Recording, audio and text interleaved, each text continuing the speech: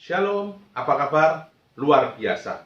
Memang di dalam Tuhan selalu ada hal-hal yang sangat luar biasa. Seperti pada pagi hari ini, hari Senin tanggal 13 Desember 2021. Dalam acara program Mimbar Gema online, mari kita belajar bersama-sama atas kebenaran firman Tuhan yang terambil dalam Amsal pasal 14 ayat 31 sampai dengan 33. Demikian bunyi firman Tuhan.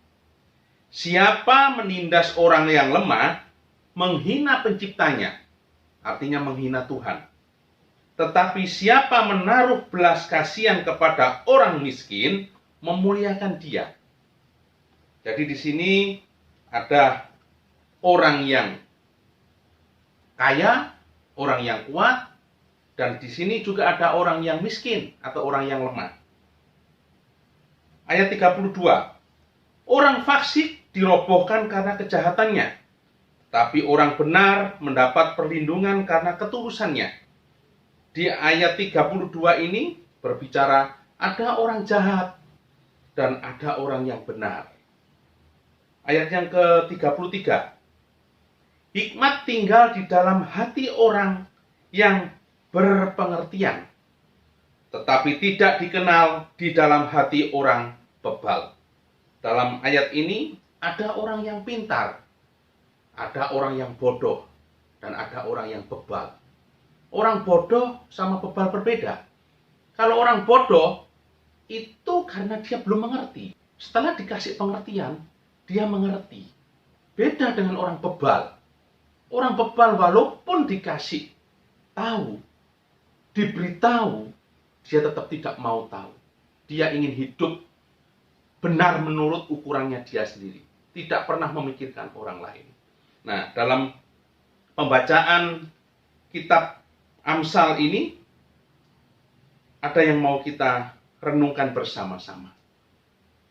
Kenapa Tuhan itu menciptakan ada orang miskin, ada orang kaya,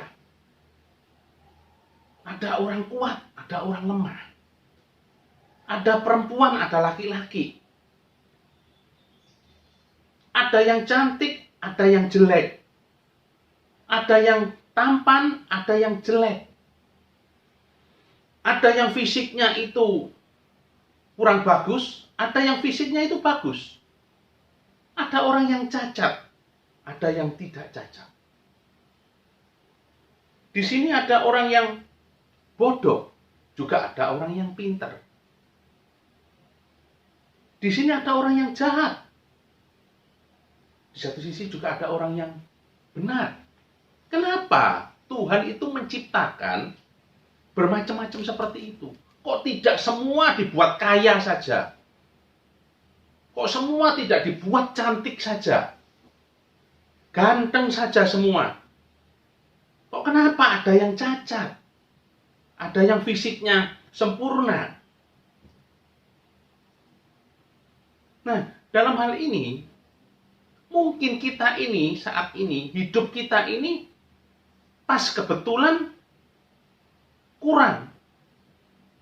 Pas kebetulan kaya kita ini. Pas kebetulan kita ini pandai. Pas kebetulan kita ini bodoh. Pas kebetulan kita ini tidak sempurna fisik kita. Pagi ini kita belajar bersama-sama. Jangan sampai kita dianggap menghina ciptaan Tuhan seperti dalam ayat ini. Kita ini diciptakan seturut sesuai dengan gambar Allah. Oleh sebab itu, kita sebagai orang-orang yang percaya, orang-orang yang sudah tahu kebenaran firman Tuhan, dan tentunya kita harus menyadari kehidupan kita pada saat ini. Kita harus terima keadaan kita seperti ini. Yang mungkin keadaan kita kurang menyenangkan, kurang cocok dengan hati kita. Mungkin kita serba kekurangan, baik kekurangan materi, kekurangan fisik, kekurangan ilmu, kekurangan pekerjaan. Mau tidak mau itu kita harus terima, kita sadari. Karena Tuhan berpesan, sesuai dengan yang ada di dalam firman, mengucap syukurlah dalam segala hal. Kalau keadaan kita seperti ini, kita harus mengucap syukur karena Tuhan memerintahkan itu. Dan itu semua terjadi dalam kehidupan kita masing-masing, itu karena kehendak Tuhan. Itu rencana Tuhan. Oleh sebab itu, kita sesama manusia, ada kurang, ada lebih, kita harus mengasihi. Kita tidak menindas orang yang miskin, tetapi kita mengasihi orang yang miskin. Kita membantu orang yang miskin. Kita tidak menghina orang yang cacat. Karena itu juga ciptaan Tuhan. Kalau Tuhan merasa dihina karena perbuatan kita, Tuhan tidak akan memberkati kita. Walaupun fakta kenyataannya banyak orang yang menghina Tuhan tetapi mereka dapat berkat, saya pastikan bahwa berkat itu bukan dari Tuhan. Berkat itu pasti dari setan. Karena Tuhan dan setan juga bisa sama-sama memberkati. Apa bedanya berkat Tuhan sama berkat yang dari setan? Contohnya gampang saja. Kita ingin kaya. Kita bisa datang ke Gunung Kidul sana. Pasti kita akan dapat berkat, dapat kekayaan. Kalau kita caranya tidak benar, kita pelihara itu, toyol itu, suruh curi, suruh ambil uang. Punya banyak kita uang. Tapi itu berkat bukan dari Tuhan. Itu berkat dari setan. Oleh sebab itu mari kita belajar bersama-sama dengan hikmat yang diberikan Tuhan kepada kita. Supaya kita bisa menghormati ciptaan Tuhan. Karena Tuhan jelas, Tuhan menciptakan selalu ada dua hal. Ada bumi, ada surga. Memang di bumi ini Tuhan ciptakan bermacam-macam. Seperti yang saya sampaikan tadi. Ada yang kaya, ada yang miskin, ada yang lemah, ada yang kuat, ada yang pintar, ada yang bodoh, ada yang bebal, ada yang cantik, ada yang ganteng, ada yang jelek, ada yang cacat. Tapi kita harus ngerti bahwa itu adalah kehendak Tuhan. Oleh sebab itu kita tetap harus bersyukur.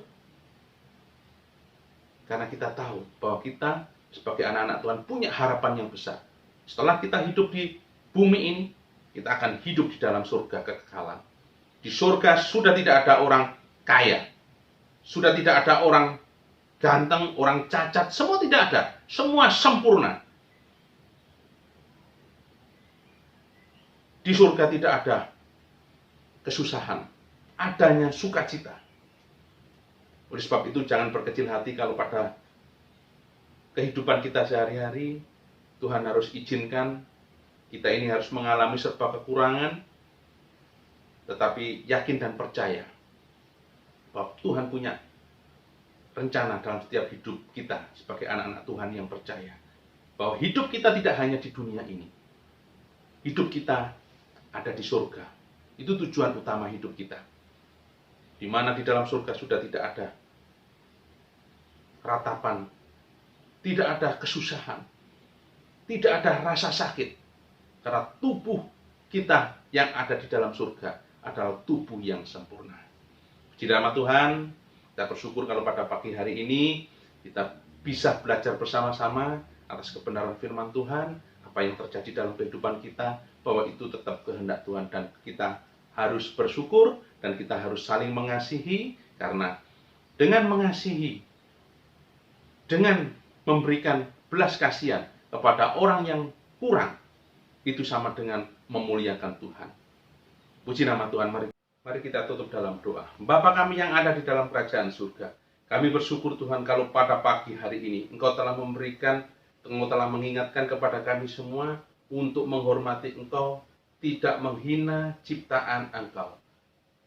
Biarlah kami saling mengasihi, biarlah kami selalu bersyukur atas apa yang terjadi dalam setiap kehidupan kami. Biarlah kami bisa mengerti bahwa ini semua yang terjadi dalam setiap kehidupan kami adalah kehendak Engkau. Karena kami punya pengharapan, kami punya jaminan bahwa hidup kami tidak hanya di dunia ini, tetapi hidup kami yang sesungguhnya adalah hidup yang kekal di dalam kerajaan Allah. di mana di dalam surga nanti tidak ada kesedihan, tidak ada kesusahan, yang ada hanyalah sukacita yang luar biasa. Terima kasih Bapa, terima kasih. Hanya di dalam nama Tuhan Yesus kami mengucap syukur dan berdoa. Yang percaya katakan amin. Selamat pagi, selamat beraktivitas, Tuhan memberkati.